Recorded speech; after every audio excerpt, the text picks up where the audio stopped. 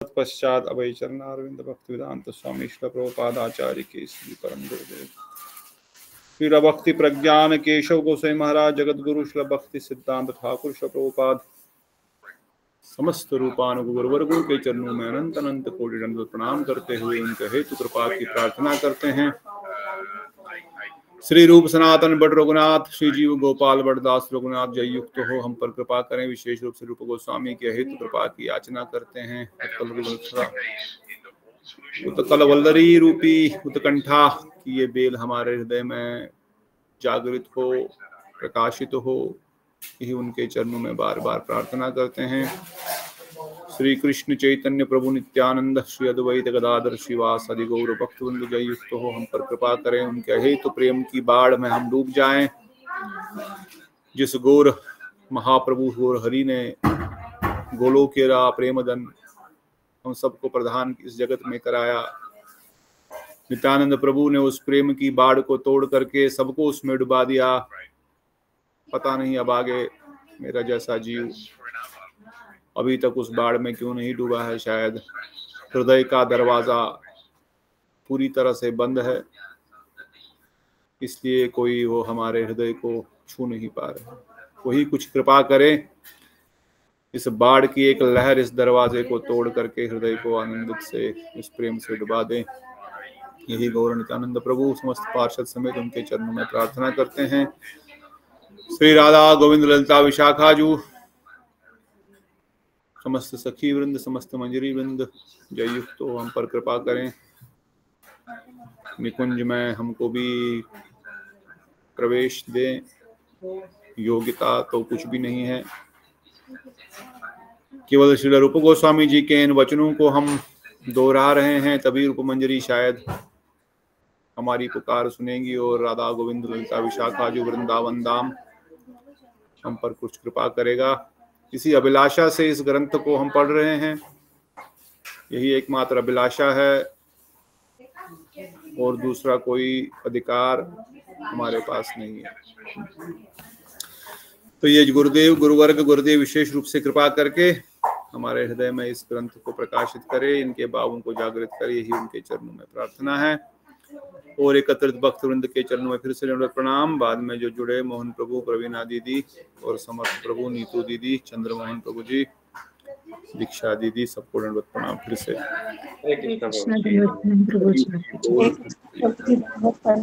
दंडवत प्रेमीना माता, दंडवत प्रणाम प्रभु जी। धन्यवाद प्रतिभा दीदी, श्री राधे। तो हम लोग क्या पढ़ रहे हैं? हम लोग पढ़ रहे हैं उत्कलिका वल्लरी।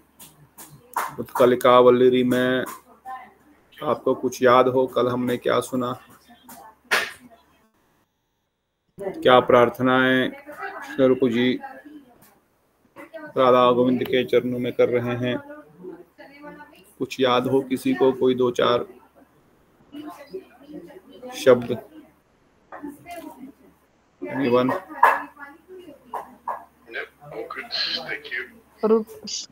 हरे कृष्ण। धन्यवाद चंद्रकांत जी, बोलिए। शाबाश। बस रूप गोस्वामी जी की प्रार्थना, कभी राधा जी के चरणों में प्रार्थना, कभी कृष्ण जी के चरणों में प्रार्थना। प्रार्थना वही कर रही है कि मुझे दर्शन चाहे उस लीला को। तो इस प्रकार पूछ रहे हैं कि किस लीला का दर्शन करना चाहते हो रूप गोस्वामी जी। तो जैसे बोला है कि जैसे राधा कृष्ण कभी आपस में कुछ उनको जैसे तू मैं हो जाता है, थोड़ा झगड़ा हो जाता है। तो उसका वो क्या बोल रहे हैं आपस में, वो दोनों आपस में क्या बोल रहे हैं, मैं वो सुनना चाहता हूँ, वो मैं सुनना चाहता हूँ। तो इस प्रकार रूप गोस्वामी जी बहुत और कृष्ण को प्रार्थना करते हैं, जब आप आपको मैं सहायता करूंगी, आपको मैं आप मुझे कृपा कर दो, आपको मैं सहायता करूंगी। जब आपको जब राधा जी मान करेगी तो उसमें मैं आपको सहायता करूंगी। मैं ललिता जी से प्रार्थना करूंगी। मैं आपको हर संभव आपको प्रार्थना आपको मतलब राधा जी से मिलाने का ये करूंगी, सहायता करूंगी। और राधा जी से भी प्रार्थना करते हैं। जब आप मान करते हो तब आप किसी जगह किसी निर्जन जगह पर बैठती हो तो आपके जो फूल बिखरे होते हैं, आपके वस्त्र इधर उधर तो उनको मैं ठीक करूंगी। उनको आपको भी मैं सहायता हूँ, मगर मुझ पर कृपा करो, मुझ पर कृपा करो। और उस किस तरह का दर्शन करना, उस चीज का वो दर्शन करना चाहता। रूप गोस्वामी जी बार बार प्रार्थना करते, राधा जी से भी कृष्ण से भी। हरे कृष्ण, दंडवत प्रणाम। बहुत प्रणाम सुंदर जी की बात चंद्रकांता दीदी, बहुत अच्छा बताया आपने संक्षेप में। और कोई पॉइंट्स, और कोई विचार किसी को याद? और क्या प्रार्थना हो रही है? कुछ तो आपने सुना ना, अंदर कुछ टिका कि नहीं टिका? थोड़ा सा एक दो शब्द ही आपको याद आ रहे हो? स्टार्टिंग से प्रभु जी? हाँ नहीं, कल का थोड़ा सा संक्षेप। कल का तो फिर पहले तो उन्होंने मतलब उनके मतलब राधा कृष्ण के रूप गोस्वामी ने उनके मुख माधुरी के दर्शन करने की लालसा करी कि मैं आपके मुख माधुरी के कब दर्शन कर पाऊंगी, कि आप नटवर राज हो और वो नटवर शिरोमणि है, तो कृपा करके आपके मुख माधुरी के मुझे दर्शन कराओ। फिर वो जब आप दोनों एक दूसरे से मतलब कलह करेंगे, लड़ाई करेंगे, तो वो प्रणय वार्ता, वो जो झगड़े की बातें कैसे मैं अपने कानों से श्रवण करूंगी, कृपया मुझे वो श्रवण कराइए। फिर कैसे वेणु को जब कृष्ण कब जब गोपियाँ कृष्ण की वेणु लेकर एक दूसरी गोपी को इधर उधर मतलब देंगी, एक गोपी दूसरी गोपी को देगी, तीसरी गोपी मतलब ऐसे देगी, तो कृष्ण फिर पूछेंगे कि मेरी वंशी कहाँ पर गई, मेरी वंशी कहाँ पर गई। तब मतलब एक सखी दूसरी गो सखी पर उस सखी पर मतलब इशारा करेगी जिन्होंने बंसी नहीं चुराई है, तो कृष्ण उन पर करेंगी तुमने मेरी बंसी चुराई है, मेरी बंसी वापस को दो। तो ऐसे मतलब गोपियाँ उनका मजाक उड़ाएंगी कि निर्दोष गोपी पर तुमने मतलब मतलब आवाज उठा दी। तो फिर वैसे मैं आपके मुख के भावों को जब गोपी आपका मजाक उड़ाएंगी तो वो कब मैं दर्शन कर पाऊंगी।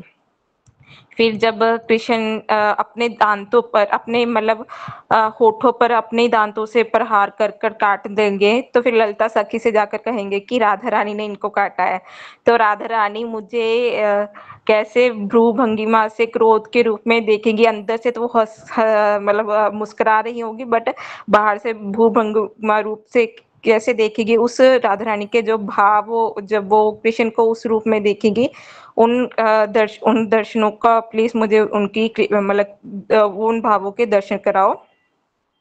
फिर राधा रानी जब हाँ चित्रावली नहीं, राधा रानी का जब आप विजोग देवशत जब कृष्ण लेट हो जाएंगे मतलब निकुंज में आने से, तो राधा रानी को जब विजोग होगा तो सभी सखियां उलाहना करेंगी, ललिता आदि सखी कहेंगी कि तुम्हारे कारण मेरी राधा रानी की ऐसी दशा होगी, तुमने मेरी राधा रानी की उपेक्षा करी है, राधा रानी का तुमने इंतजार करा है।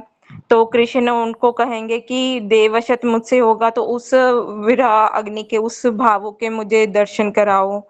फिर आप चित्रावली के कुंज से सुबह सुबह आकर राधा रानी के कुंज में जाओगे और राधा रानी के सामने उनसे मतलब क्षमा याचना करोगे कि और उनके पैरों पर अपना सिर झुकाओगे, तब राधा रानी के पैरों चरणों पर जो आलता है वो आपके कुंडलों पर, आपके जो कुंडलों में केशों पर जो घुंघराले उन पर लगेगा।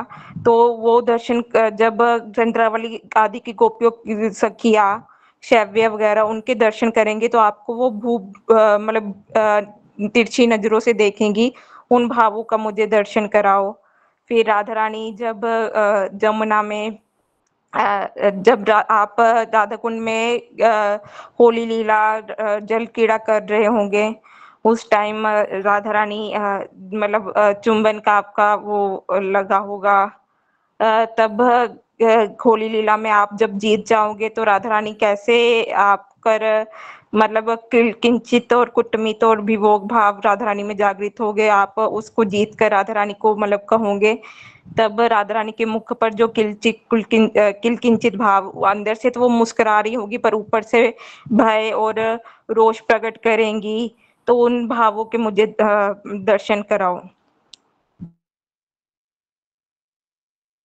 Very good. किंचित भाव, हरे कृष्ण प्रभु जी। मिति और विभोग कौन बताएगा? हाँ दीदी बताइए।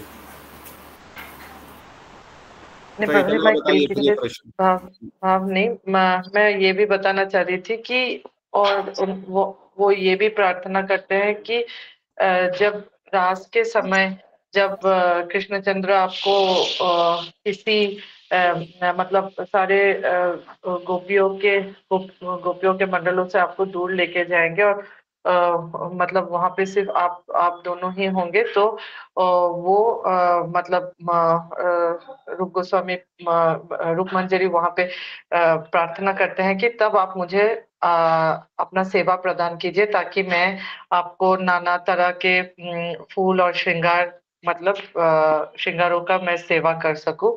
जब वो भी एक प्रार्थना किया था उन्होंने। बहुत सुंदर। इस प्रार्थना में प्रभु जी बस एक थोड़ा सा है कि इसमें जब रासलीला में कृष्ण राधा रानी को दूर लेकर जाएंगे, फिर वो राधा रानी की सेवा करेंगे पुष्पों से, उनके केश वगैरह बांधेगी, फिर ग्रुप को स्वामी दूर से खड़कर मतलब दूर से ही उनको कृष्ण को राधा रानी के केशों की सेवा करते हुए देखेंगे, तो उन भावों को दर्शन करने के लिए कह रहे हैं। करेक्ट। तात्पर्य में वो लगा, वो हमने पढ़ लिया था बाद में। तो जब श्याम सुंदर राधा ठकुरानी की सेवा कर रहे हैं उन भावों को, और फिर विशेष रूप से 3 भाव किंचित, कुटिमित और विभोग, कौन बुद्धिमान बताएगा इनको? प्रभु जी मैं बताऊं? हाँ जरूर बताइए। Very good. प्रभु जी, जब नायक और नायिका का है, यहाँ राधा कृष्ण हमारे नायक नायिका हैं। जब केली किंचित वो होता है जब वो यानी अधरामृत और चुंबन का आपस में रसा स्वादन करते हैं, तो उनको केली किंचित कहते हैं। तो कुटमित वो होता है कि जब वो उनके अंगों को स्पर्श करते हैं, लेकिन बाहर से तो वो नाराज होती हैं, लेकिन अंदर से उनको आनंद आता है, वो होते हैं कि केली कुटुमित। और विभोग वो होता है कि गर्व से अपने से सर्वश्रेष्ठ चीज को भी वो कुछ नहीं समझना, वो विभोग होता है। बहुत सुंदर। आपने कहाँ पढ़ा है? इधर ही पढ़ा है और पहले भी पढ़ा है?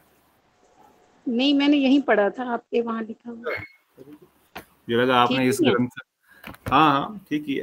प्रभु में खाली वैसे हाँ वो एमए इन हिंदी भी है, उन्होंने ये सब वो पढ़े भी हुए हैं। एमए इन हिंदी है तो फिर तो आप ही ने ये ग्रंथ पढ़ाना चाहिए हमको। फिर तो हमको कहीं जाने की आवश्यकता नहीं पड़नी चाहिए ना। खाली किंचित में थोड़ा सा एक चीज है कि उसमें मैंने शॉर्ट में ही बताया, मतलब जो चुंबन आदि का जो नायक नायिका का स्पर्श का जो भाव है वो कुटमित बराबर है।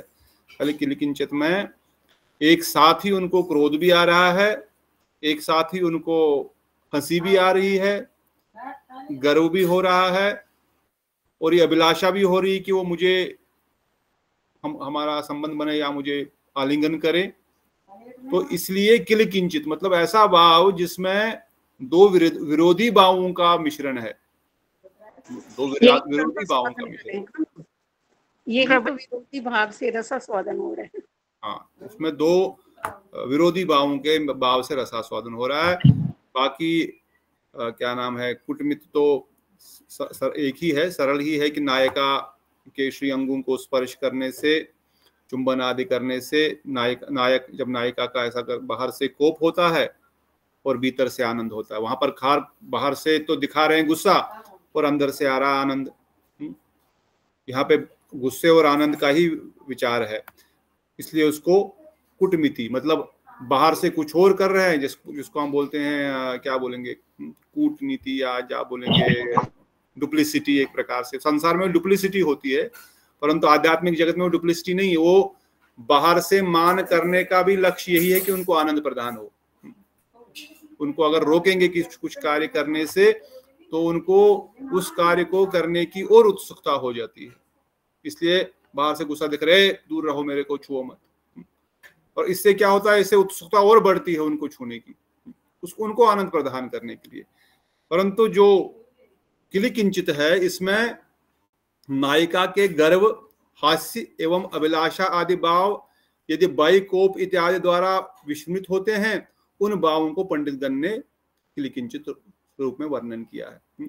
इसमें हाँ, किंचित का हमने लास्ट टाइम मतलब पहले भी जब पढ़ा था तो किंचित का मेन था कि इसमें इस भाव में हर्ष प्रधान होता है, मेन हर्ष होता है, और हर्ष के साथ जो बाकी सब 8 भावों का, जहाँ पे तो 3-4 भाव बताए गए ना, तो 8 डिफरेंट भावों का जब मिश्रण होता है, मेन हर्ष प्रधान होता है और हर्ष के साथ 8 भावों का मिश्रण प्रधान होता है, तो उसको किंचित कहते हैं, वो बताया था। इसलिए मतलब एक ही साथ 8 भाव श्री राधा ठकुरानी जो है प्रस्तुत कर रही है श्याम सुंदर के सामने, और किस लिए? उनके आनंद प्रदान करने के लिए। चाहे किलिकिंचित है, चाहे विभोग है, चाहे कुटमित है, अल्टीमेटली ये सब श्याम सुंदर की प्रसन्नता के लिए। कोई प्रश्न? प्रभु जी, ये जो सेवा कुंज का जो श्रीमती राधा रानी का वो परम गुरुदेव ने जो दिखाया है, वो किलिकिंचित भाव में ही है वो। हाँ, वो किलिकिंचित भाव। That is the topmost actually to present in front of Shri Krishna. Although महाभाव Madan मोदन माधन को विप्रलंब में सर्वोत्तम कहा गया है, परंतु मिलन की अवस्था में किलिकिंचित ही सर्वोत्तम तो नहीं कह सकते, पर किलिकिंचित is one of the very close and very high जो भाव है जो राधा रानी प्रकट करती है। विरह की अवस्था में वो महाभाव की अवस्था, या मिलन में भी महाभाव कभी कभार श्याम सुंदर सामने होते हुए भी होता है, वो उसमें पर विरह की अनुभूति है, पर यहाँ पर हर्ष की अनुभूति और आनंद की अनुभूति है अधिक। तो इसलिए इसलिए रूप मंजरी अपने साधन भजन करते करते जब अपने मंजरी स्वरूप में प्रवेश कर लेती है तो रूप मंजरी के रूप में इस जगत में विराजमान, राधा कुंड पे विराजमान है या राधा दामोदर में बैठे हैं, और भजन करते करते, प्रार्थना करते करते वो अपने स्वरूप में, अपने आंतरिक भाव में इस प्रकार से विभोर हो जाते हैं कि वह भूल जाती है अपने इस रूप गोस्वामी के स्वरूप को या देह को, और उन भावों में प्रवेश करते ही वह राधा श्याम सुंदर का दर्शन भी करती है, और जब उनका दर्शन करती है तो फिर दर्शन करने के बाद बोलती, अब मुझे सेवा की भी अभिलाषा कर, मुझे आपकी सेवा करने की अभिलाषा है। अभी तो दर्शन ही मांग रही है, परंतु मैं आपकी सेवा भी करूंगी। इसलिए एक प्रार्थना श्याम सुंदर से, एक प्रार्थना राधा रानी से, और साथ ही साथ ये भी बता रही है, अरे मैं इसके योग्य नहीं हूं। क्या रूप मंजरी इसके योग्य नहीं है? अवश्य योग्य है, वो तो सर्वोत्तम मंजरी है। तो क्यों कह रहे हम योग्य नहीं हैं? क्यों कह रहे हम योग्य नहीं हैं? चलो ये प्रश्न आप बताओ। दैन्य भाव से, अपने दैन्य भाव है, दैन्य प्रकट कर रहे हैं, और ये दैन्य प्रकट करके वो क्या समझाना चाहते हैं? हमें साधकों को समझाना चाहते हैं कि जितना दैन्य रहो उतने ही भजन में आगे बढ़ोगे। जितना दैन्य रहेगा भजन में आगे बढ़ेंगे। Very good. और कोई पॉइंट? हमारे भावों को बता रहे कि साधक की दशा में हमें किस प्रकार प्रार्थना करनी चाहिए, एक साधक को कैसे प्रार्थना करनी चाहिए, वो प्रार्थना कर कर हमें सिखला रहे हैं ताकि हम वो प्रार्थना करें। हमें तो पता नहीं हमें कैसे प्रार्थना करनी चाहिए, वो हमें सिखा रहे हैं, दैन्य सिखा रहे हैं। एक व्यक्ति, एक जीव को इवन जब उनका स्वरूप सिद्धि भी हो जाए तब भी वह किस प्रकार से विनम्रता से अपने को असमर्थ मानते हुए अपना साधन करेंगे, अपनी अभिलाषा व्यक्त करेंगे, और साथ ही साथ सबसे इंपॉर्टेंट ये सिखा रहे हैं कि हम जैसे बद्धजीव भी इस वस्तु को प्राप्त कर सकते हैं। हम जैसे बद्धजीव भी इस वस्तु को प्राप्त कर सकते हैं। क्यों? इसलिए अपने आप को लक्ष्य करते हुए कि मैं समस्त प्रकार के दुष्कृति से विभावित हूं, मैं समस्त प्रकार के दोषों से भरी हुई हूं, ताकि हम जैसे बद्धजीव ये न सोचे कल को, से गुरुदेव वर्णन करते हैं ना कि भाई आप अनर्थ निवृत्ति, देन होल लाइफ हम लोग केवल अनर्थ निवृत्ति को ही केंद्र रखेंगे, अपने लक्ष्य को, अपने अर्थ प्रवृत्ति को केंद्र नहीं करेंगे तो ये रागानुगा भक्ति में कभी प्रवेश नहीं मिलेगा, कभी नहीं मिलेगा रागानुगा भक्ति में प्रवेश। हाँ, एक नए भक्त को जो कि अभी भी भक्ति में आया 2, 4, 6 महीने हो गए, तो उसके लिए तो अभी अपना पहले दृढ़ता हो जाओ।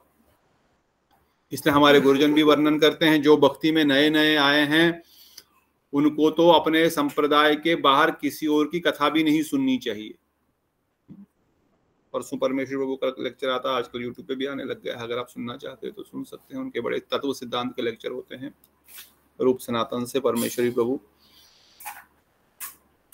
अपने संप्रदाय के बाहर दूसरे का कथा भी नहीं सुननी चाहिए, क्योंकि अभी हम दृढ़ अगर नहीं हुए हैं, अगर हमारी दृढ़ श्रद्धा उत्पन्न नहीं हुई अपने संप्रदाय, अपने गुरुवर्गों के चरणों में, तो दूसरे संप्रदाय का हमको कथा नहीं सुनना चाहिए।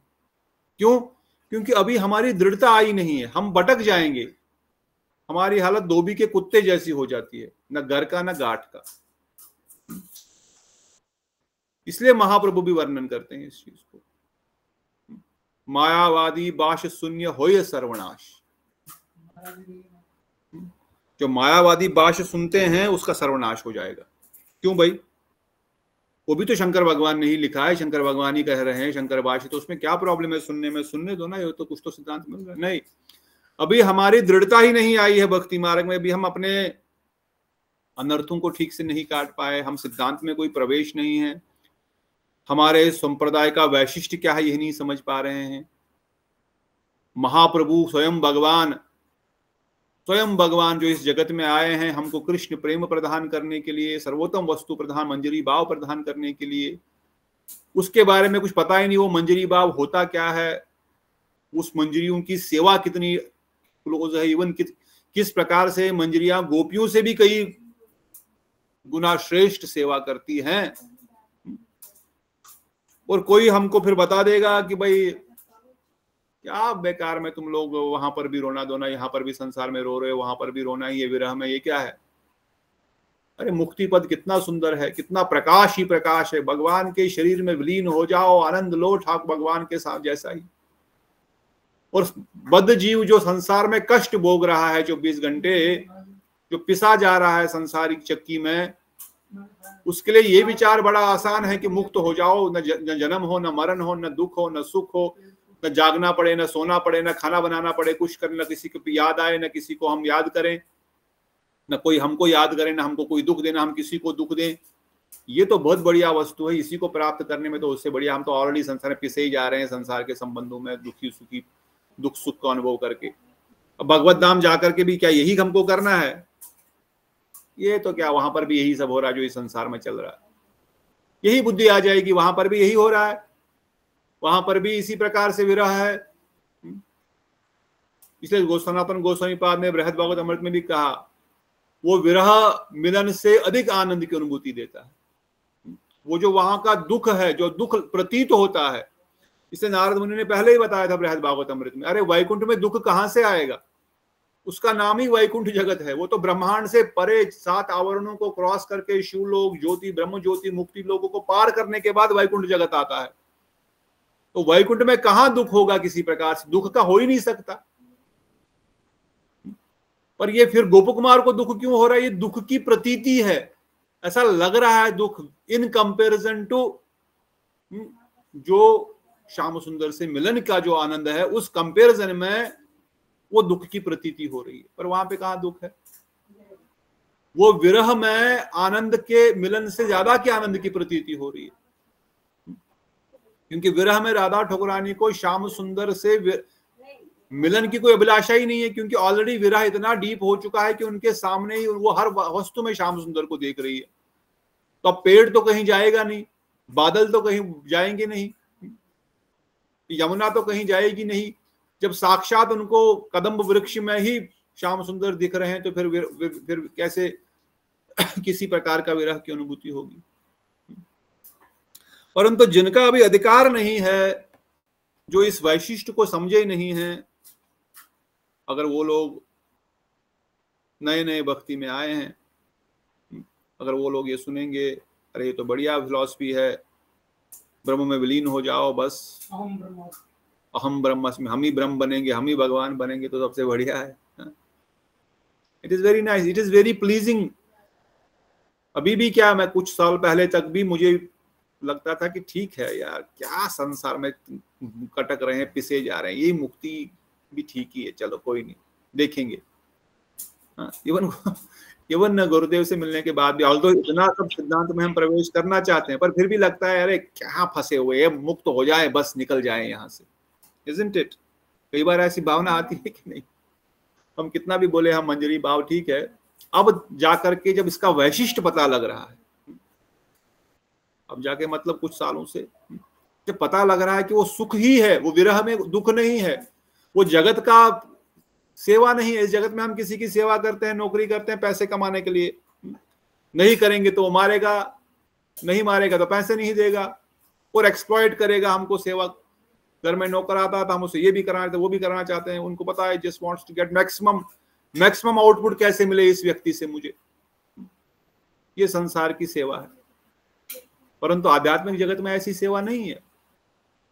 वहां श्याम सुंदर खुद सेवा करते हैं,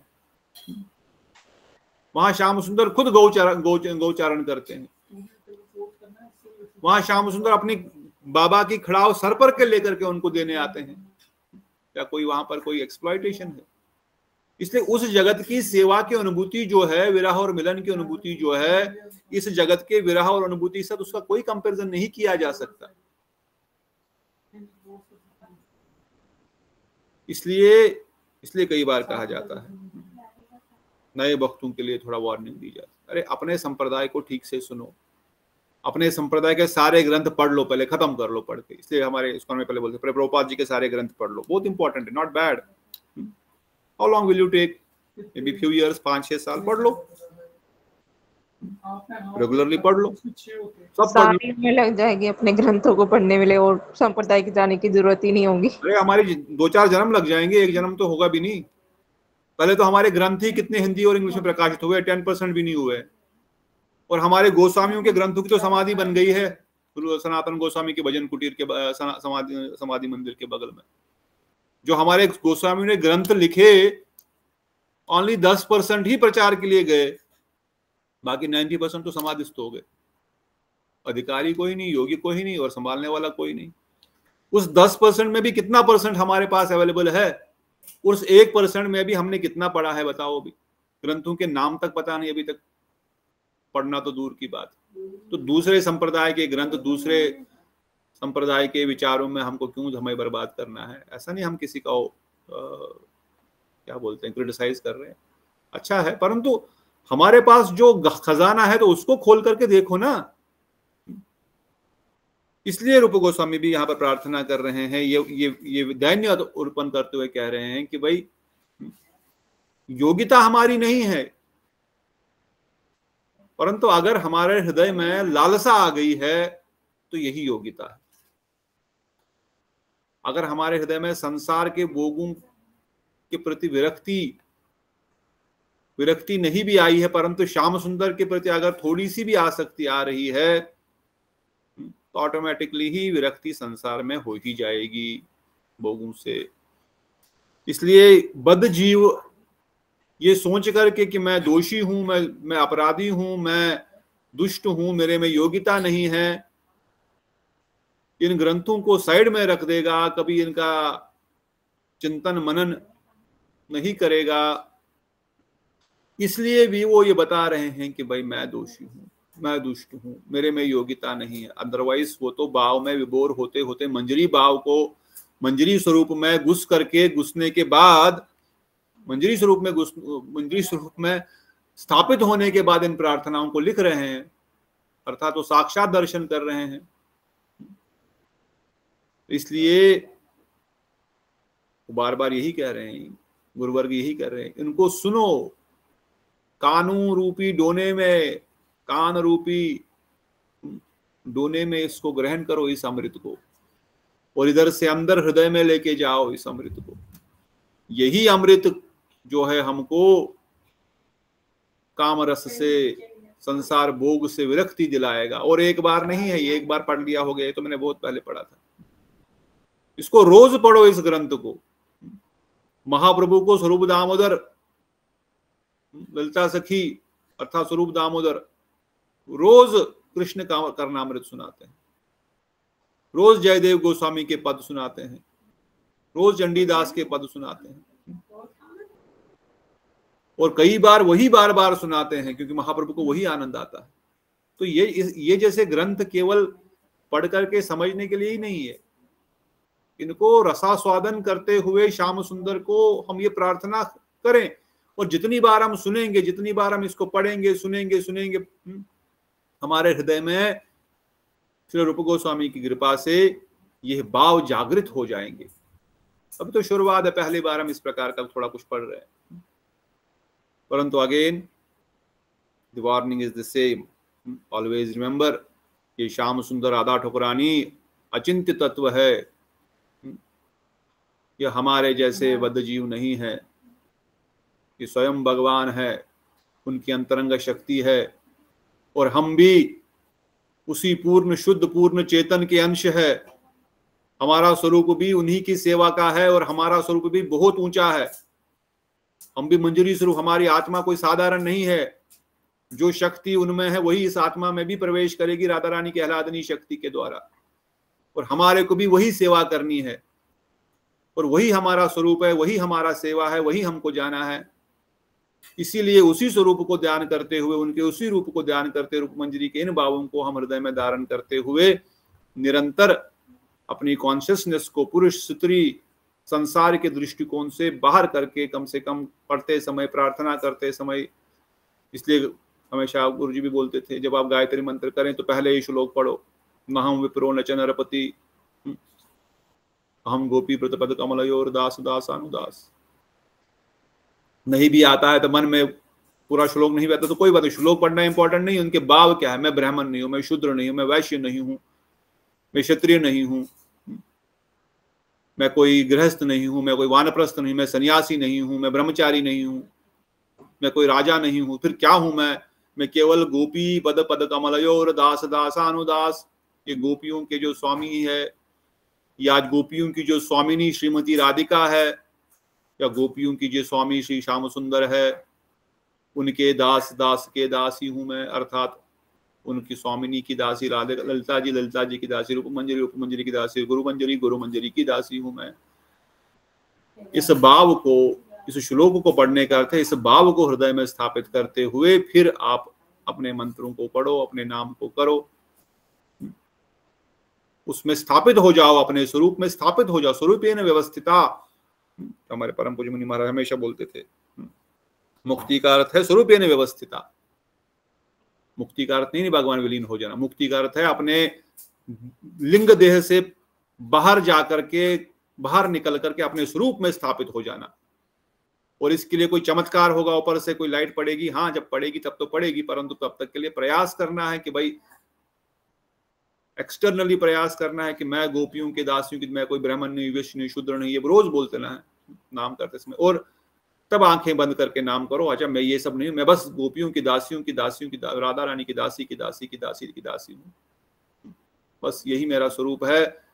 कुछ तो चमत्कार अवश्य होगा, कुछ तो झलक अवश्य मिलेगी, अवश्य। रूप मंजरी का फोटो तो आपके सामने ही, पेंटिंग तो गुरुदेव ने प्रकाशित कर ही लिया, ऐसे ज्यादा क्या करना है।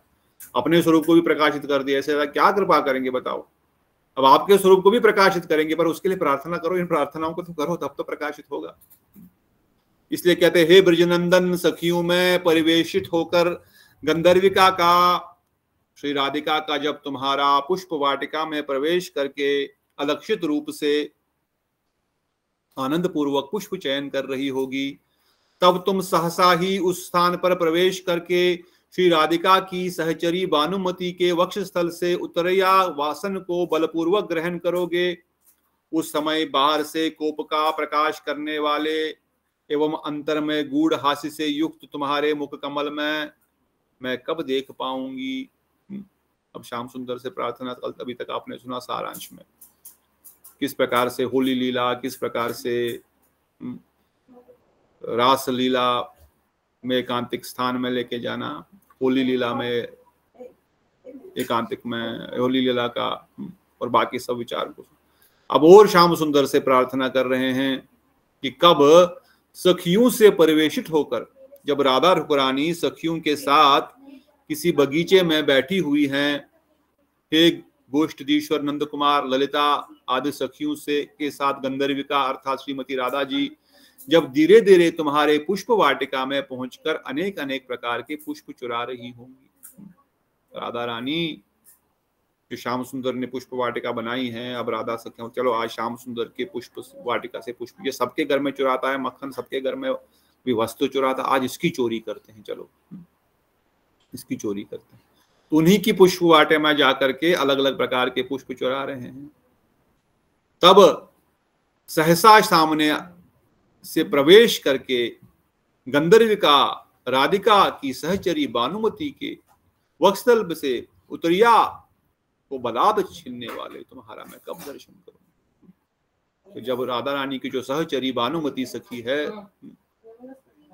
वो भी उनके साथ ललिता आदि सखियां भी फूल चुरा रही है। अब श्याम सुंदर बोल रहे अच्छा वो सामने से आ गए, वो भी इंतजार ही कर रहे थे कोई क्रीड़ा करने के लिए।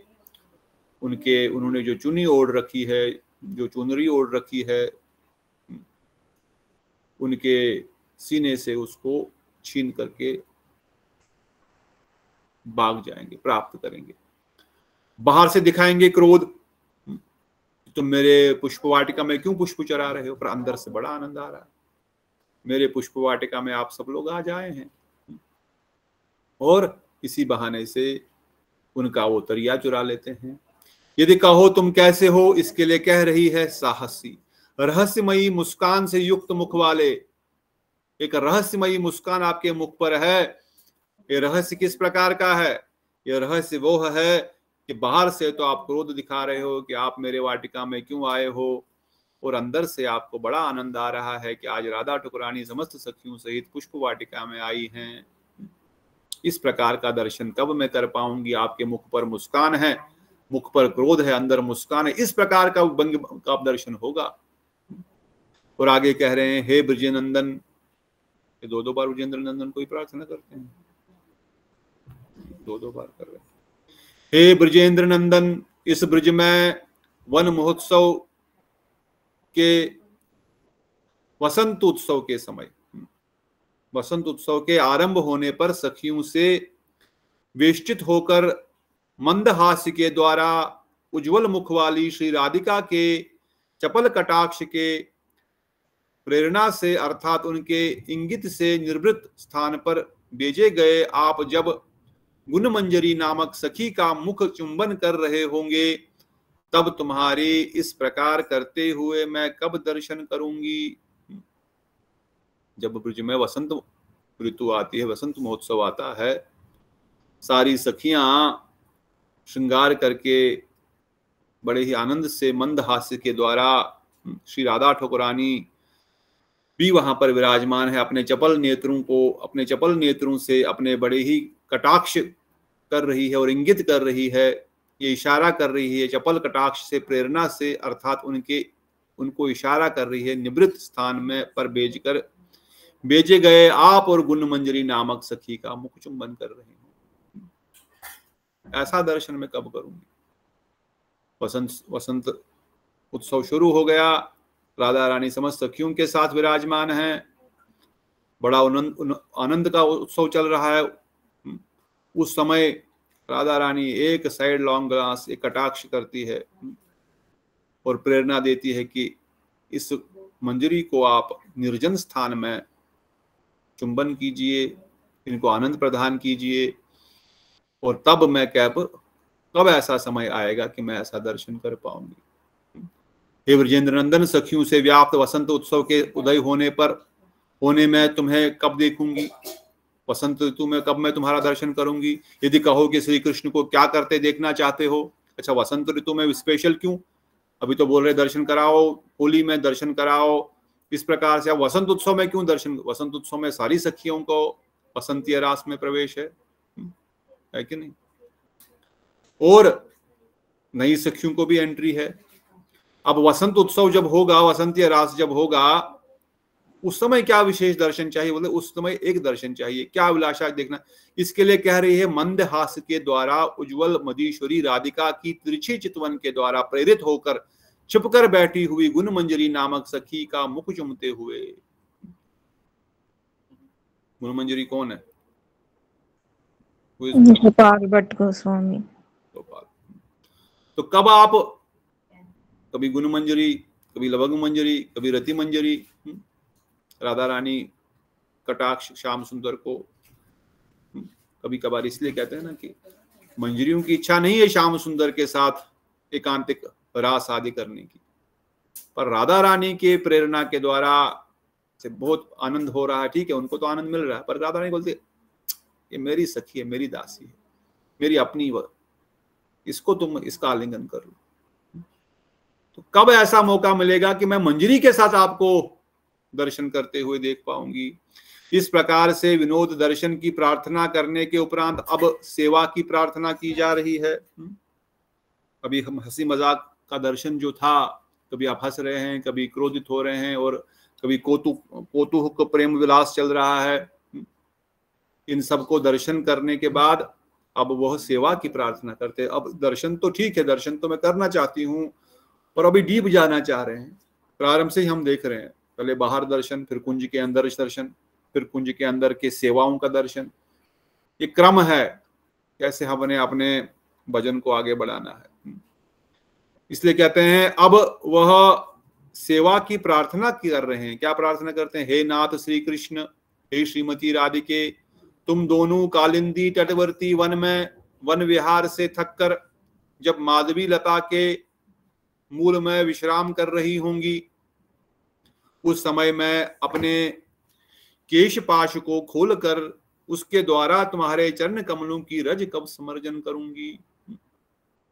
कि जब आप दोनों यमुना के तट पर वन विहार, वन में घूमते घूमते, वन में रास आदि करते करते, जब आप दोनों यमुना के सुशीतल तट पर बहुत ही सुंदर माधवी लता कुंज में माधवी लता के मूल पर विश्राम कर रहे होंगे, श्याम सुंदर और राधा ठकुरानी दोनों यमुना किनारे, बहुत सुंदर पुष्प चढ़े हुए हैं, हजारों कमल पुष्प यमुना में लहरा रहे हैं, और किनारे पर भी बड़ा सुंदर सुंदर नरम नरम घास है, और वहां पर मल्लिका आदि सारे पुष्प बिछे हुए हैं। वहीं माधवी लता का जो मूल है, जो बड़ा सॉफ्ट है, उस पर ये दोनों ही थके हुए होने के कारण लेट रहे हैं। अब लेटते हुए रूप मंजरी कहती है, उस समय मैं क्या करूंगी?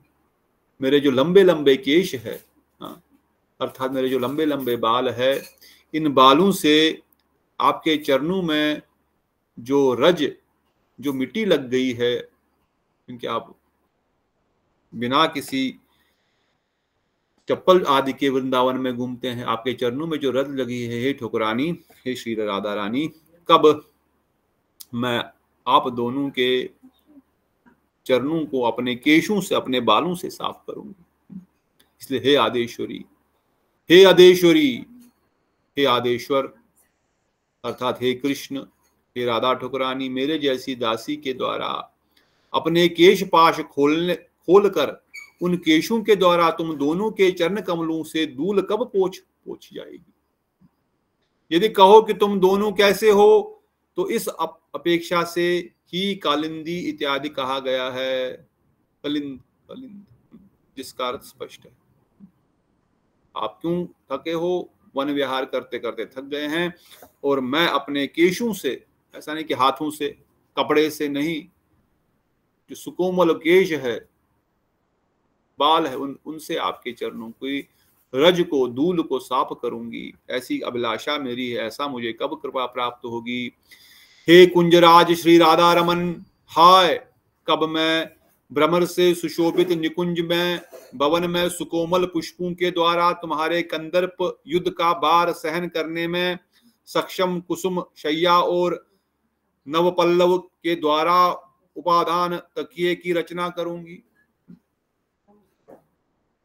चरण साहब की अभिलाषा प्रकट कर रहे हैं कि मैं कब, हे कुंजराज श्री राधा रमन, आप कुंज के राजा हो, आप कुंज में निवास करते हो, आप कुंजों में ही अपना समस्त प्रकार की रहस्यपूर्ण और आनंदपूर्वक लीलाओं को करते हैं। इसलिए हे कुंजराज, हे कुंजेश्वरी, कुंजों की ईश्वरी, इस निकुंज में कब मैं स्वेच्छा कोमल पुष्पों से तुम दोनों की शैया की रचना करूंगी, अर्थात कैसे मैं तुम्हारे लिए बेड बनाऊंगी फूलों का। बहुत सारे पुष्प चयन करके एक कुंज में, आपने वृंदावन में देखे होंगे कुंज, राधा कुंड पे आज भी कुछ कुंजों का दर्शन होता है, वंशीवट में आज भी कुछ कुंजों का दर्शन होता है। कभी दर्शन करने जाए वंशीवट तो पेड़ खुद ही झुक जाते हैं साइडों साइडों से और एक कमरा जैसा बन जाता है, इसमें समझो एयर टाइट कमरा मगर जालियां हैं साइड साइड से, और वहां पर बहुत सारे, वो पेड़ों में बहुत अलग अलग प्रकार के पुष्प लगे होते हैं, पुष्प की टहनियां वहां से लटक रही होती है। उस पेड़ के ऊपर साइडों से बहुत सारे पुष्पों की डालियां चढ़ी हुई है, लताएं चढ़ी हुई है, और उन लताओं के में से बहुत अलग अलग प्रकार के पुष्प है जो हम पता ही नहीं है, जिनका हम नाम भी नहीं जानते, ऐसे ऐसे पुष्प है। तो ऐसा लग रहा है कि बहुत सुंदर, समझो बहुत सुंदर, जब मंदिर में फूलों से सजाया जाता है मंदिर को, सब जगह फूल लटक रहे होते हैं, फूल बंगला बना होता है चारों ओर, ऐसा निकुंज बना हुआ है। और सखियां बनाती है, पूर्णमासी बनाती है, वृंद देवी बनाती है, ऑटोमेटिक, इसमें मेहनत भी नहीं करनी पड़ती, कई बार तब रेडी हो जाता है। परंतु मंजरियां अपने हाथों से सजाती है, अपने हाथों से इन कुंजों को सजाती है। और अब मंजरी प्रार्थना कर रही है कब उस कुंज में जो चारों ओर से प्रकाशित है, पुष्प मालाओं से ढका हुआ है, कब उस कुंज में मैं आप दोनों के लिए फूलों से सुंदर एक शैया, एक बेड बनाऊंगी, अलग अलग पुष्पों, सुंदर पुष्पों के द्वारा। और यही नहीं, यदि कहो कि कैसा निकुंज में, इसके लिए कह रहे हैं भ्रमर से युक्त निकुंज में। भ्रमर कहाँ जाएगा? जहां बहुत सारे सुंदर सुगंधित पुष्प होंगे, जहां बहुत सारे भ्रमर है। यदि कहो शैया किस प्रकार की बनाओगे? पल्लव की पंक्तियों से निर्मित उपादान तकिए से युक्त, पल्लवों की पंक्ति, पल्लवों की पत्तियों से तकिया बनेगा और अलग अलग प्रकार के पुष्पों से शैया बनेगी। पुनः यदि कहो कि वो बिछोना और तकिया कैसे होगा, इसके लिए कह रहे हैं कंदर्प युद्ध के बार से सहन करने में सक्षम। अब ये छोड़ दो कंदर्प युद्ध, परंतु वो बड़ा मजबूत होना चाहिए, इतना कम से कम आप दोनों जब आलिंगन आदि करेंगे तो वह पुष्प शैया आपके बार को सह सके। हे श्री राधिका रमन, विलास शैया पर स्थित तुम दोनों के चरण कमलों और मुख कमल को दुलाने के लिए अपने सखियों से परिवेशित होकर सूर्यपुत्री कालिंदी नदी के भ्रमर माला के सम्मान करने वाले कृष्ण वर्ण वाले जल को स्वर्ण की जारी में भरकर मैं कब तुम्हारे निकट लाऊंगी। अब शयन हो गया, अब वह श्याम सुंदर के मुख कमल को धोने के लिए जल ला रही है, जल लाने की अभिलाषा प्रकट कर रही है। कहते हैं श्रीला बलदेव दयाभूषण प्रभु जी, मैंने अपने प्रियजनों के साथ तुम दोनों के चरण कमलों को जल द्वारा कब धुलाऊंगी। आप दोनों के चरण कमलों को मैं जल से कब धोऊंगी। इसके उपलक्ष्य में मुख कमल को दुलवाना भी समझना होगा। पर मुख कमल बोला था, यहाँ बलदेव चरण कमल बोल रहे हैं। बोले चरण कमल भी और मुख कमल भी। तो मंजरी मुख कमल भी धोना चाहती है। अभी तो उठेंगे, कुछ समय थक गए हैं वन विहार करते हुए, अब थोड़ी देर में भी 10 मिनट आधा घंटा विश्राम करेंगे। फिर जब उठेंगे तो उनके चरणों को थोड़ा धोएंगे, जो मिट्टी लगी थी पहले तो पोंछ दिया, और मुख कमल को भी धोएंगे। यदि कहो कि तुम दोनों कैसे हो, इसके लिए कह रहे हैं विलास शैया पर स्थित। यदि कहो तुम लोग कैसे हो, अभी आप लोग कैसे हो, आप दोनों ही विलास शैया अर्थात जहां पर आपने रास विलास किया वहां पर आप लेटे हुए हो, उस बेड पर, उस फूलों की शैया पर। यदि कहो किस प्रकार के जल का प्रक्षालन करोगी, कौन सा जल लाओगी, कौन से जल से हमारे चरण धोगी, कौन से जल से हमारा मुख कमल धोगी, इसके लिए कह रहे हैं सूर्य नंदनी कालिंदी के प्रवाह से स्वर्ण जरी में, जो एक सोने के बर्तन में यमुना जी के जल से भरकर उस सोने के कलश में लाकर मैं आपके मुख कमल चरण कमल को धोऊंगी। भरकर लाए हुए भ्रमर की कांति के समान अर्थात श्याम कांतिमय जल के द्वारा, यमुना जी का कल थोड़ा श्याम कांति का है, यमुना जी तो कारी कारी राधा गोरी गोरी। यमुना जी का जो श्याम रंग का जो जल है, उसको सोने के कलश में ला करके उस शैया पर, उस बेड पर जहां पर आप दोनों पुष्प शैया पर विराजमान होकर के लेट रहे हैं, वहां पर मैं आपके चरण कमलों को धोऊंगी। स्मृति शास्त्र में कहा है कालिंदी कला काल सलीला, अर्थात कालिंदी श्याम रंग की नदी है, वो काली रंग की नदी है। हे नाथ श्री कृष्ण, हे मदेश्वरी श्री राधिके, संध्या के आरंभ में निकुंज के बीच विलास शैया के ऊपर बैठकर जब तुम दोनों दूत क्रीड़ा आरंभ करोगे तथा तुम दोनों ही जीतने की इच्छा से हास्य परिहास आदि कौतुक रस में निमग्न होंगे, उस समय क्या मैं धीरे धीरे तुम्हारे पाद संवाहन कर पाऊंगी।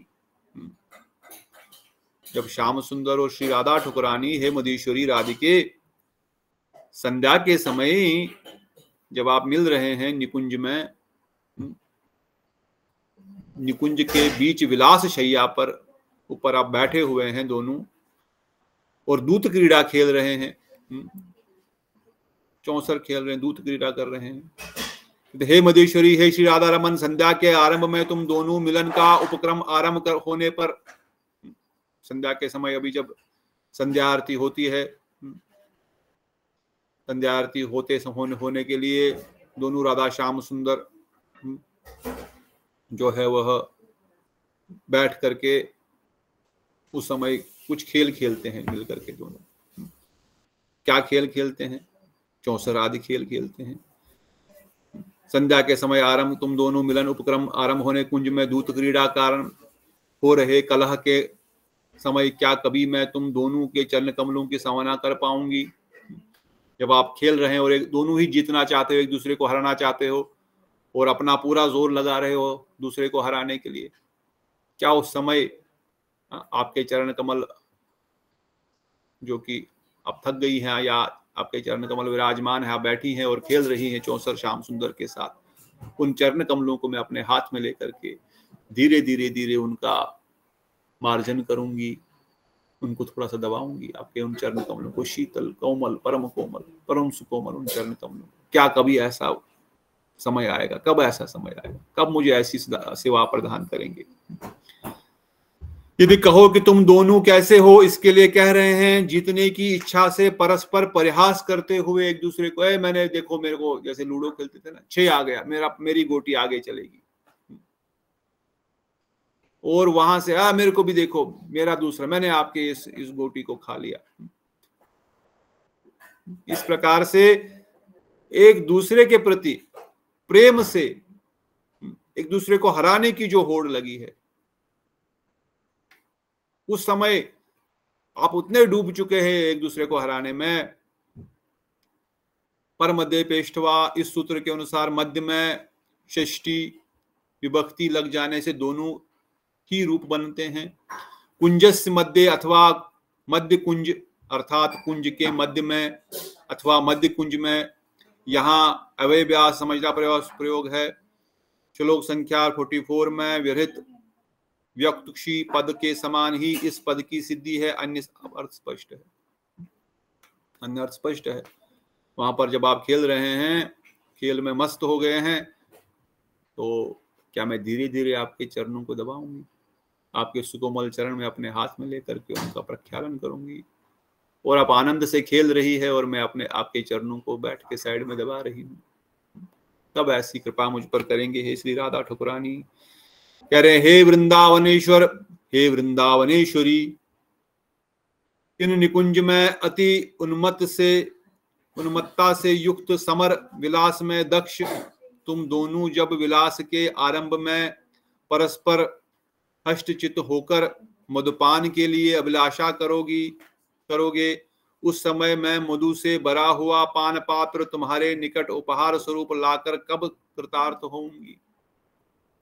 निकुंज में हे वृंदावनेश्वरी, हे वृंदावनेश्वर, मधुपान लीला के, अभी मधुपान करना चाहते हैं, मधुपान लीला के लिए उन्मुख उन दोनों के लिए मैं विशुद्ध मधु से भरा हुआ प्याला कब प्रदान करूंगा। शहद, शहद, मधु शहद, स्पेशल प्रकार का उसमें मधुपान कराते हैं। यदि कहो किसे प्रदान करोगी, इसके लिए कह रहे हैं अत्याधिक मदमत्ता से युक्त मंद युद्ध के आरंभ में समर विलास में अति कुशल उन दोनों जनों को प्रदान करूंगी। जो समर युद्ध में अति कुशल है, जो मंद युद्ध के आरंभ में तैयार है समर विलास के लिए। इस प्रकार से जो अभी निकुंज में प्रवेश किए हुए हैं समर विलास आदि रास क्रीड़ा के लिए, यदि कहो कैसे प्रदान करूंगी, कहते हैं कि अपने हाथों से वो प्याला लेकर के उसमें मधु से थोड़ा सा ज्यादा मधु पीने से, ज्यादा शहद पीने से भी थोड़ा सा नशा सा चढ़ता है। तो इस प्रकार से श्याम सुंदर और राधा ठकुरानी की सेवा अभिलाषा कर रही हैं। अमरकोश के अनुसार चपक और पान पात्र मदिरा के प्याले के दो नाम है। मदिरा, ये मदिरा वैसी संसारी मदिरा नहीं है, ये रस है। एक दूसरे को, जैसे कभी कोई संसारी लोग भी बाहर खाने पीने जाते हैं, कुछ फिर जूस वूस पीते हैं आनंद से, तो इसी प्रकार से मधुपान कर रहे हैं, क्योंकि रास आदि क्रीड़ा होनी है। इसलिए हे ब्रजेश्वर श्री कृष्ण, हे ब्रज युवती श्री राधिके विलास कुसुम शैया पर लेटे हुए जब तुम दोनों के नयन युगल किंचित उन्मिलित खुले हुए होंगे, अलकावलियां सवेद बिंदु से आदृत होंगी, तथा तुम परस्पर शांत सूचक रसालाप में प्रवृत्त होंगी, रसालाप में प्रवृत्त होंगी। उस समय लताओं की मंजरियों से बने चमर के द्वारा मैं कब तुम दोनों का विजन करूंगी। जब रास में आपके ललाट पर, माथे पर कुछ पसीना आ रहा है, जब आप खूब नृत्य कर रहे हैं, आलिंगन आदि कर रहे हैं, खूब इस प्रकार से नृत्य करते करते, रास आदि करते करते जो आपके ललाट पर पसीना आ रहा है, कुछ बूंदें पसीने की दिख रही है, तब मैं यदि ब्रज नवयुगल, मैं कब आनंदित होकर चमर के द्वारा तुम्हारी सेवा करूंगी। तब मैं शीघ्र ही चमर बनाऊंगी और उसके द्वारा आपको थोड़ी सी हवा करूंगी, आपको थोड़ी सी सेवा करूंगी लताओं की मंजरियों के द्वारा। अब मैं कब आनंद होकर चमर द्वारा तुम्हारी सेवा करूंगी। कौन से चमर के साथ? लताओं की मंजरियों द्वारा। जो सुंदर सुंदर कोमल कोमल पुष्प लताएं हैं, उनमें जो छोटी छोटी मंजरियां आई हुई है, पत्तों के द्वारा नहीं, छोटी छोटी मंजरियां जो आई हुई है, उन मंजरियों को जोड़ करके जैसे फ्लावर बनता है ना, फ्लावर का क्या बुके टाइप, हाँ वैसे उसका बना करके बहुत सुंदर आपको मैं, उनका खुशबू भी आएगी, थोड़ी सी हवा भी आएगी, आपको आनंद आएगा। अर्थात व्यंजन के द्वारा कब आनंद पूर्वक हवा करते हुए तुम्हारी सेवा करूंगी। बाकी अर्थ तो स्पष्ट ही है, किस प्रकार से रास में थक जाने के या पसीना आने के कारण। हे दनु जदमन श्री कृष्ण, श्री राधिका जी के उपदेश से मैं कब तुम्हारे चूड़ा बंधन को खोल करके उसमें मयूर पुच्छ एवं पुष्पों को हटा करके चूड़े के स्थान पर अग्रभाग में कमल के पुष्प के से शोभित वेणी गूंथ दूंगी। यहां पर रुकेंगे। तुजन अर्थात दक्ष की पुत्री, देनुका पुत्री, दानवों का दमन करने वाले, हे देनुका के पुत्र, दानव को दमन करने वाले दिव्या अर्थात श्री राधिका के उपदेश से तुम्हारे चूड़े को खोलकर कब मैं वेणी की रचना करूंगी। अर्थात जो चूड़ा श्याम सुंदर ने बनाया हुआ होता है उसको खोलेंगे और उसको उसमें वेणी बनाएंगे। वेणी समझते हैं ना, वेणी क्या होता है? छोटी, जिसको बोलते हैं, हाँ, छोटी। हाँ, श्याम सुंदर का चूड़ा है, ऐसे बांधा हुआ है बाल, अब उसको खोल करके बढ़िया बढ़िया मैं वेणी गूंथूंगी आपके बालों में। हाँ, डायरेक्ट नहीं कर रही हूँ, राधा ठकुरानी की आज्ञा के अनुसार। कब राधा ठकुरानी अर्थात यदि कहो चूड़ा कैसा है, इसके लिए कह रहे हैं चंद्रिका कृति मोर पुच्छ जैसे जिसके शिखर से गिर रहा है तथा थोड़ा सा ढीला बंधे होने के कारण अमल पुष्प की श्रेणी जिसमें नीचे गिर रही है। अगर आप कभी श्रृंगार कर रहे हैं ठाकुर जी का, कभी किया होगा विग्रह श्रृंगार, तो आपको इसकी अनुभूति हो सकती है। हाँ, थोड़े दिनों बाद श्याम सुंदर का, राधा ठकुरानी का जो बाल है ना, थोड़े माला डालने से बार बार इन श्री विग्रह का भी, और वो भी तो निरंतर रास आदि करते ही हैं, श्री विग्रह भी, वो तो अभिन्न है श्याम सुंदर से, वो ढीले हो जाते हैं, इधर उधर बिखर जाते हैं, श्रृंगार भी, नथ भी, सामने जब हम जाते हैं तो फिर कई बार वो पूरे बाल ठीक से बनाने पड़ते हैं। उन श्री विग्रह का भी, क्योंकि फूल इतने सारे हैं, मयूर पंख लगा हुआ है।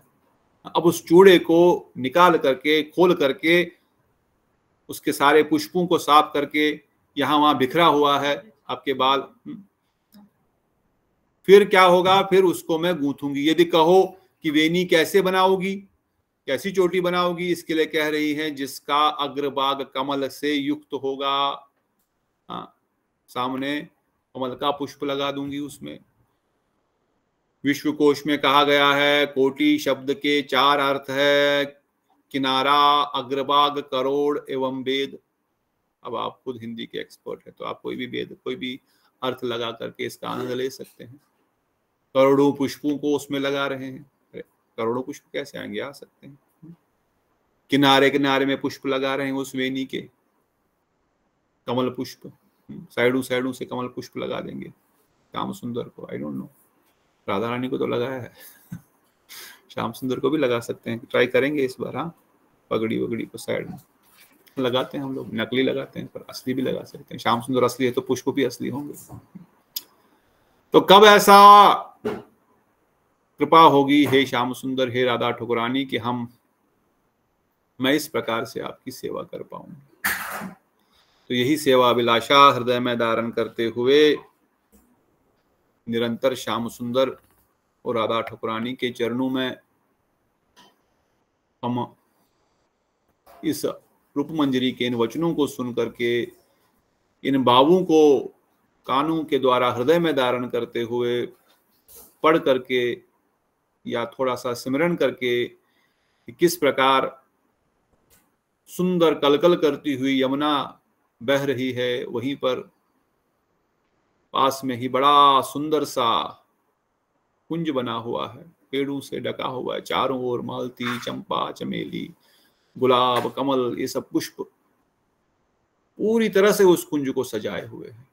और केवल पुष्प ही नहीं, अंदर बहुत बहुत प्रकार के हीरे जवाहरात, बहुत सुंदर सुंदर जो पत्थर है जो चमकते हैं, ऐसा लगता है कि लाइटिंग की गई है। लाइट नहीं है, कोई लगाई गई है बल्ब और बिजली। हाँ, वो चमकते हुए हीरे जवाहरात, वो चमकते हुए पत्थर इतना प्रकाश कर रहे हैं कि लगता है पूरा लाइटिंग वहां पर की गई।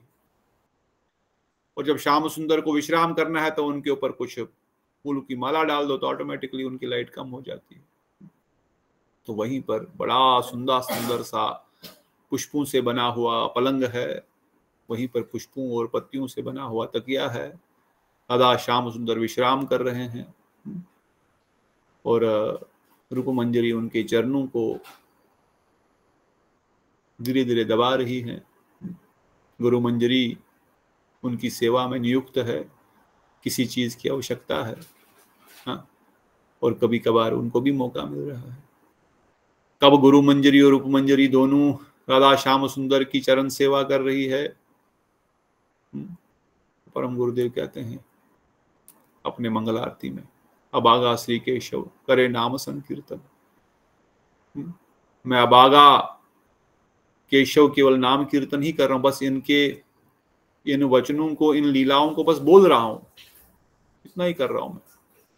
कब मुझे मौका मिलेगा? तो यही नाम कीर्तन है।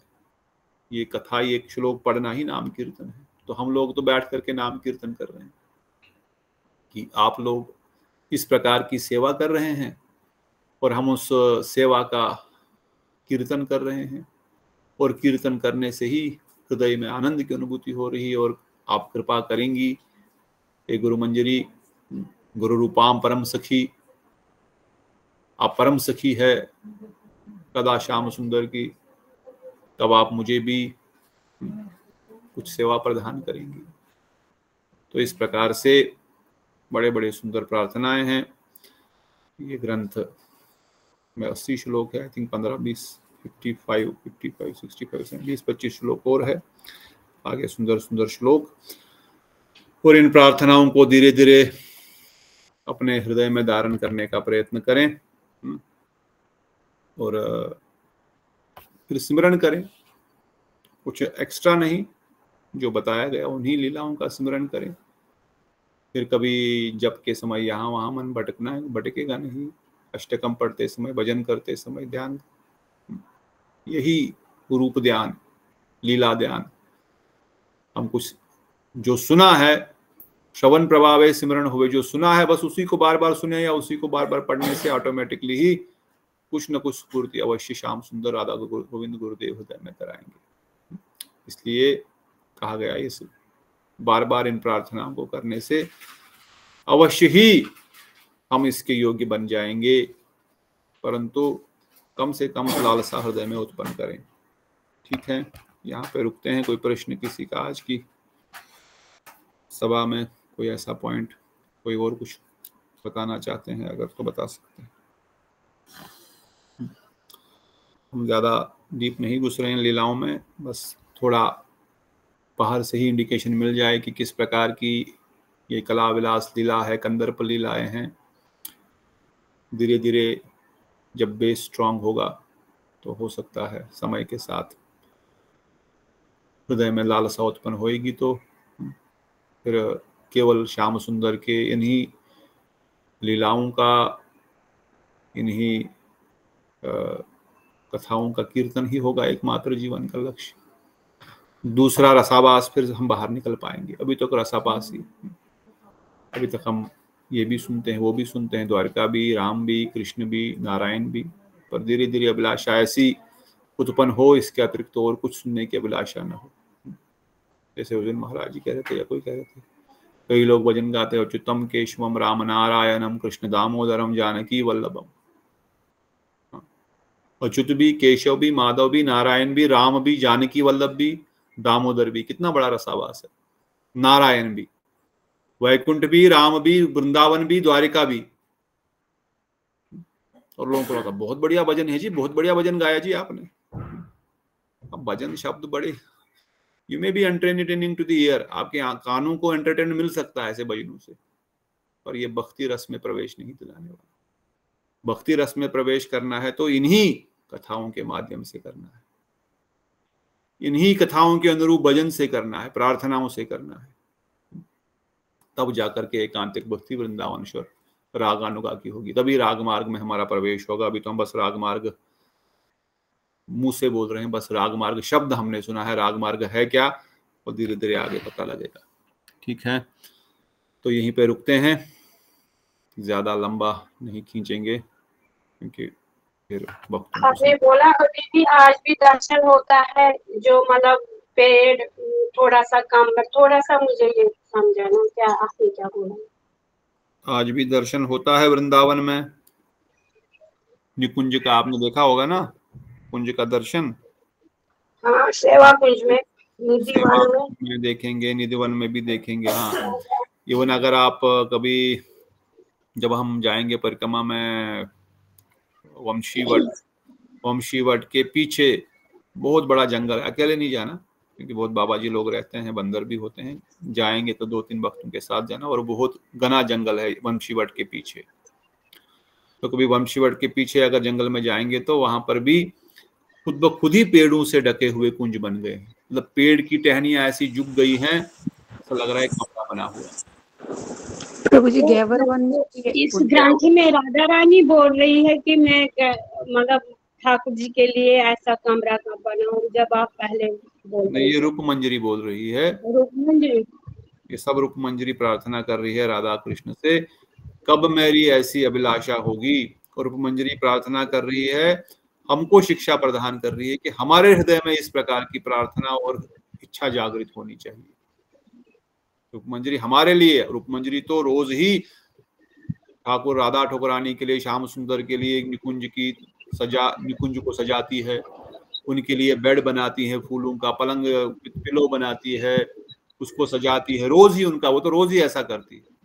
परंतु ये अभिलाषा, ये शब्द बोल करके वो हमारे हृदय में ऐसी भावना जागृत हो, हम ऐसी प्रार्थना करें, इसलिए हमको बोल रही है कि तुम लोग ऐसी प्रार्थना करो। वो तो रोज ही ऐसी सेवा कर ही रही है, ठीक है ना। तो हमारे लिए, हमारे हृदय में ऐसे भाव जागृत होने चाहिए कि हम ऐसा कब करेंगे, समझ रहे हैं, ये यही इसका अभिप्राय। तो ये रूप मंजरी प्रार्थना कर रही है और एक्चुअली वो रोज ही ये सेवा कर रही है। पर मेरे हृदय में क्या ऐसी भावना आ रही है, क्या मैं ऐसी सेवा करना चाहती हूँ? अपने बालों से राधा रानी के चरणों में जो धूली है उसको साफ करूं, तो बाल भी बड़े कोमल होंगे, ऐसे मेरे जैसे बाल नहीं, बड़े कोमल बाल, उनके द्वारा बड़ा धीरे धीरे राधा रानी के चरणों की धूल हटाऊंगा। क्या मेरे हृदय में ऐसी अभिलाषा आ रही है? कभी सुना था ऐसी अभिलाषा आनी चाहिए, नहीं सुना था, आज सुन लिया रूप मंजरी की कृपा से, गुरु मंजरी की कृपा से, गुरुदेव की कृपा से, तो अब सुन लिया तो ऐसी कोई अभिलाषा प्रकट करो अपने हृदय में। यही इसका तात्पर्य, यही इसका लक्ष्य है इस ग्रंथ को बताने का। ठीक है बेटा जी, ओके। और कोई प्रश्न? तो ये सारे जो इसमें प्रार्थनाएं हैं, अभी आप हम सब लोग तो गुरु भाई गुरु बहन सब लोग, ये सब हमारे लिए हैं भाई। इसको अल्टीमेटली, इसको अपने हृदय में हमको, अब नेचुरली किसी के हृदय में भावना नहीं आ रही होगी या नहीं आएगी, पता नहीं अधिकार कब होगा, परंतु नित्यानंद प्रभु महाप्रभु रूप मंजरी गुरु मंजरी का इस जगत में इस चीज को प्रदान करके, लिख करके, ग्रहण करके समझाने का ही अर्थ है कि हम इसको हृदय में धारण करें, हम ऐसी अभिलाषा प्रकट करें, और कम से कम इसका कीर्तन करने की, और गुरुदेव कर रहे हैं, रूप मंजरी कर रहे हैं, वो अभिलाषा तो हो कम से कम, धीरे धीरे हमारे हृदय में भी यही अभिलाषा, यही सेवा भावना आए। Practically this should be everyone's goal, everyone's motive, everyone's raganuga bhajan, सबका इस प्रकार का होना चाहिए। जब अगर नहीं इच्छा हो रही तो कोई बात नहीं, पर जब अधिकार आएगा तो ऑटोमेटिक होगा, मगर हाँ लक्ष्य यही है। ठीक है, और कोई बिफोर वी कंक्लूड? ओके, और कोई प्रश्न नहीं है तो सभा को विराम देंगे। बोलो श्री राधा गोविंद गोपीनाथ मदन मोहन श्याम सुंदर ललिता विशाखा जू की जय। बोलो श्री धाम की जय। श्री श्री विश्वानुनंदनी हृदयेश्वरी राधेश्वरी कुंज बिहारिणी श्री राधा ठकुरानी की जय। श्री श्याम सुंदर कन्हैया लाल की जय। श्री की जय, समस्त मंजरी वृंद की जय। वृंदावन धाम की जय, वृंदावन यमुना महारानी की जय, गिरिराज गोवर्धन की जय की जय, जय श्रील प्रभुपाद की जय, श्री गुरु महाराज की जय, नित्याई गौर प्रेमानंदे हरि हरि हरि बोल। हरे कृष्णा प्रभु जी, दंडवत प्रणाम। हरि बोल, हरे कृष्ण प्रभु दंडवत प्रणाम, हरे कृष्णा। गीता दीदी, मोहन प्रभु जी, मुकेश प्रभु जी दंडवत प्रणाम, दीक्षा दीदी, प्रिया दीदी, दीप्तोषी दीदी दंडवत प्रणाम, सुनंदा दीदी दंडवत प्रणाम, दिल कृष्ण प्रभु दीदी, नीतू दीदी दंडवत प्रणाम, प्रभु जी, हरे कृष्ण प्रणाम, दीप्तोषी दीदी दंडवत प्रणाम, सकले चरणों दंडवत। गौर प्रेमानंदे हरि हरि बोल। जय जय श्री राधे श्याम, सबको मिले श्री वृंदावन धाम। जय।